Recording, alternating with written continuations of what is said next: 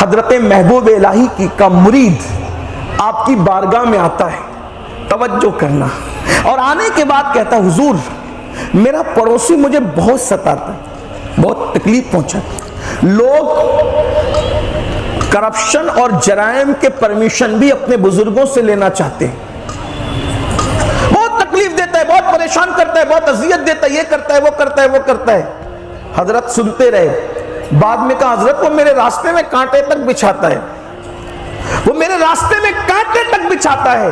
محبوب الہی نے ایک تاریخی جملہ کہا، بابا فرید کے تربیت یافتہ اس آبرو چشتیت، آفتاب ولایت، مہتاب چشتیت، سلطان المشائخ، نظام ملت و دین، سرکار محبوب الہی نے ایک تاریخی جملہ فرمایا بیٹا اگر کانٹوں کے مقابلے میں کانٹے بچھاؤ گے تو پوری دنیا کانٹوں سے بھر جائے گی۔ کانٹوں کے مقابلے میں کانٹے بچھائے نہیں جاتے، کانٹوں کے مقابلے میں کانٹے اٹھائے جاتے ہیں۔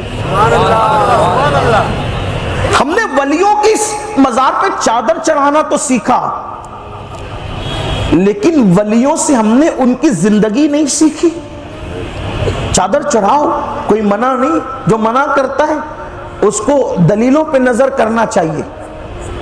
ولیوں کے یہاں ہم نے پھول ڈالنا تو سیکھا، لیکن پھول سے زیادہ قیمتی ان کے ملفوظات کیوں نہیں لیے؟ آئیے درس انسانیت کی بات، مجھے عنوان دیا گیا تو میں ایک بات اور عرض، یہی محبوب الہی ہے، حضرت نظام ملت و دین۔ یہ جو صوفیہ ہے نا ہندوستان میں، انہوں نے جو اسلام پھیلایا، یہ لڑے نہیں کسی سے، نہ مناظرے کیے، نہ جھگڑے کیے، نہ اس طریقے سے مجمع میں ان لوگوں نے تقریریں کی، لیکن مجمع کی ان تقریروں سے زیادہ انہوں نے کام کیا۔ اور بالخصوص ہندوستان میں بزرگان چشت کی جو خدمات ہے دور اول میں، وہ کسی کی خدمت نہیں۔ سرکار غریب نواز آتے ہیں اور 90 لاکھ کو ایمان کی دولت عطا کرتے ہیں۔ قطب الاقطاب بابا قطب الدین بختیار کاکی، اس کے بعد وہ پرچم اٹھاتے ہیں اور پھر اسلام پھیلاتے ہیں۔ بابا فرید ملت و دین گنج شکر مسعود رضی اللہ تعالی اسلام پھیلاتے ہیں۔ محبوب الہی ہر دور میں پھر ایک سلسلہ ہے۔ نظام الدین محبوب الہی اپنی خانقاہ کی چھت پہ ٹہل رہے ہیں، اور ٹہلتے ہوئے ان کے بہت وفادار اور معتمد مرید ملک الشورا طوطی ہند حضرت سیدی امیر خسرو رضی اللہ تبارک و تعالیٰ ساتھ میں ہے۔ حضرت محبوب الہی فرماتے ہیں خسرو کچھ دیکھ رہے ہو؟ خسرو کچھ دیکھ رہے ہو؟ حضرت امیر خسرو کہتے ہیں جی سرکار دیکھ رہا ہوں۔ کیا دیکھ رہے ہو؟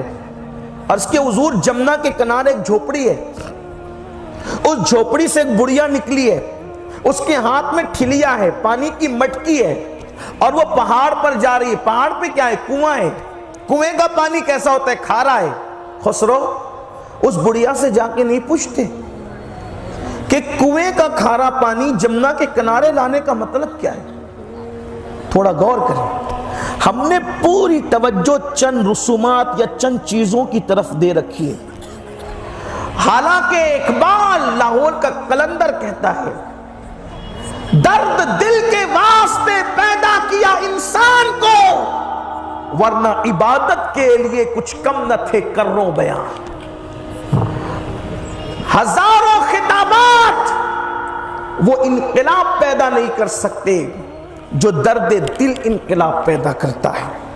حضرت امیر خسرو سے محبوب الہی کہتے ہیں خسرو جا کے پوچھتے نہیں کہ وہ بڑھیا جمنا کے کنارے، دریا کے کنارے رہ کر کھارے پانی کے کنویں کی طرف کیوں جا رہی ہے؟ خسرو پہنچے، پوچھا، اس بڑھیا نے کہا میں کنویں کی طرف پانی لانے جاتی ہوں، تیرا کیا بگڑتا ہے؟ خسرو واپس آ گئے۔ اتنا تلخ جواب سن کر محبوب الہی چین سے نہیں بیٹھے، بلکہ سیدی محبوب الہی فرماتے ہیں کہ ہم خود چلیں گے، اور آپ خود تشریف لے گئے اس بڑھیا کے کٹیا میں۔ تھوڑا دھیان دینا، کیا کبھی ہم اپنی بہن کے گھر بھی گئے اس جذبے کے ساتھ؟ کیا کبھی ہم اپنے پڑوسی کے گھر بھی گئے اس جذبے کے ساتھ کہ میرے گھر میں عید کے دن بہارے ہی بہارے تیرے بچوں کو کپڑے بنے کہ نہیں بنے؟ پڑوسی سے کبھی پوچھا آج جمعہ کا دن ہے میرے گھر میں قیمتی کھانا بنائے؟ تیرے گھر میں بھی کوئی ایسا کھانا ہے کہ نہیں؟ آپ بتائیں، کیا اللہ کے رسول کا فرمان نہیں تھا اور نہیں ہے کہ جو پیٹ بھر کے کھا کے سوئے اور اس کا پڑوسی بھوکا سو جائے وہ مومن نہیں ہے؟ ہم کس دین کی، کس مذہب کی بات کرتے ہیں؟ پہلے نمبر پر تو ہمیں حضور علیہ السلام کے ان فرمان کو، فرامین کو سامنے رکھنا چاہیے۔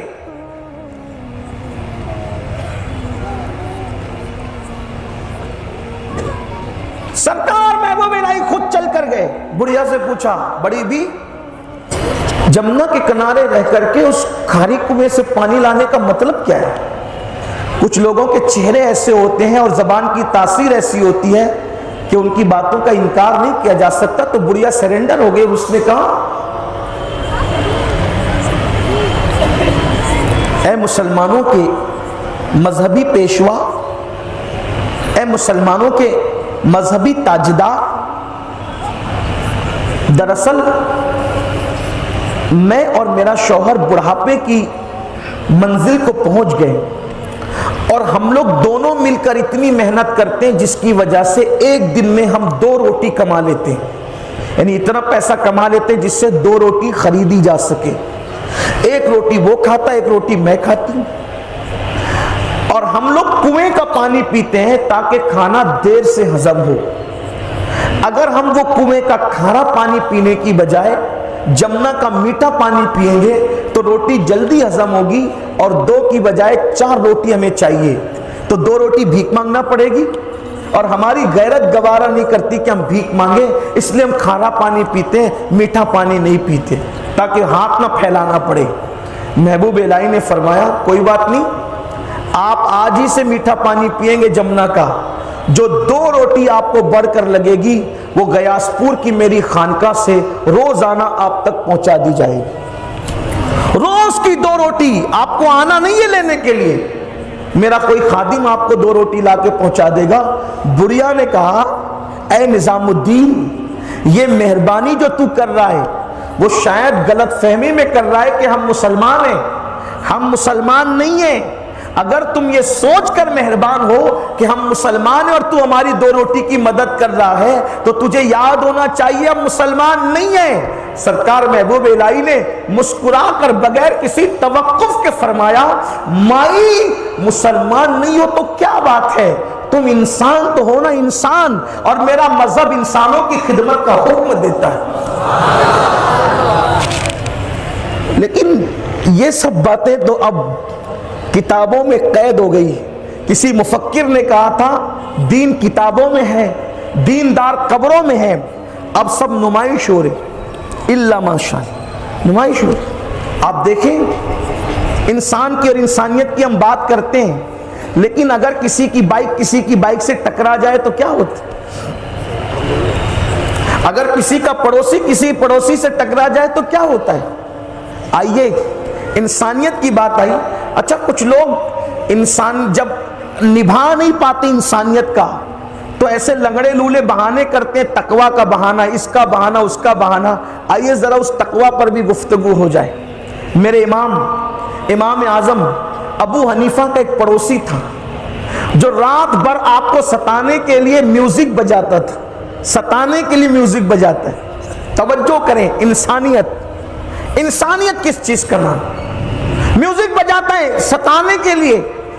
ایک رات میں حضرت امام اعظم کو وہ میوزک کی آواز نہیں آتی، خادم سے پوچھا وہ روز بجاتا تھا آج آواز کیوں نہیں آتی؟